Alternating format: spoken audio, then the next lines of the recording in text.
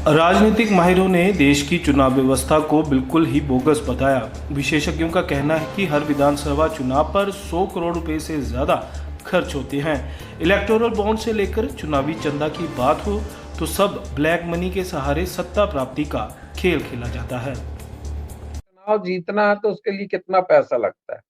मैंने पिछली बार भी आपको बताया था कि केसीआर ने हमारे पार्टी के लोगों से कहा कि तुम क्या करोगे विधानसभा चुनाव लड़के। एक विधानसभा में 100 करोड़ रुपया खर्चा होता है। ये तेलंगाना के मुख्यमंत्री का कहना है। तो ये सिस्टम जो है जब तक रहेगा, हम लोग लाख सुधार की मांग और एडीआर वाले बेचारे इतनी मेहनत करते हैं, हर बार एक लिस्ट लेके आते हैं कि कितने अपराधी चुनाव में लड़ रहे हैं, कितने अपराधियों ने चुनाव जीत लिया, किसने झूठी जान, क्या हुआ एडीआर की इस मेहनत का कोई नतीजा निकला क्या? कोई नतीजा नहीं निकला। किसी का चुनाव निरस्त हुआ क्या?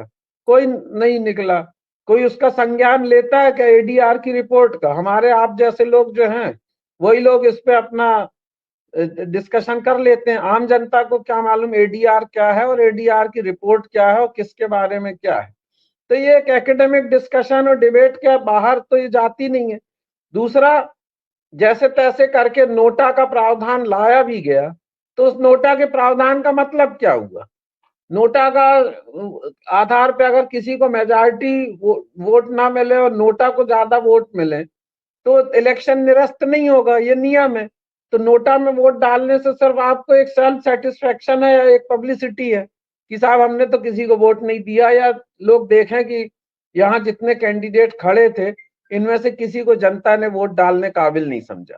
कई बार ये हुआ है कि नोटा का वोट जो है वो हारने जीतने वाले कैंडिडेट के मार्जिन से ज्यादा रहा, कि लोग कहते हैं कि अगर ये वोट इतना नहीं होता तो शायद रिजल्ट बदल जाता, लेकिन ये काल्पनिक बात है क्योंकि नोटा में जिनने वोट डाला वो किसको वोट देते हैं कोई नहीं जानता।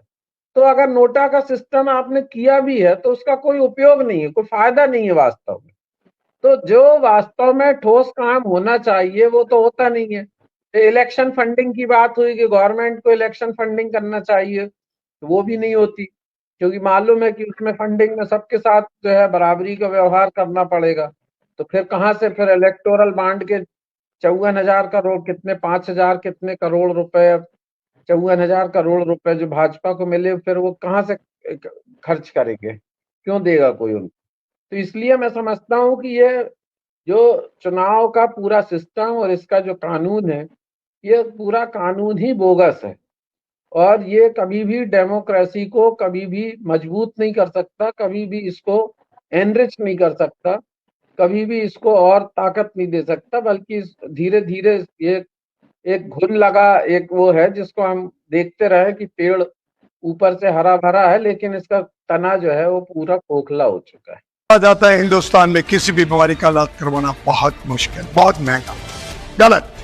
आप शहरिया जलसा फाउंडेशन के मेंबर बनो, बाइट मेडिकल कॉलेज एंड हॉस्पिटल आने वाले 5 साल तक आपका पूरा इलाज फ्री करेगा। धन्यवाद।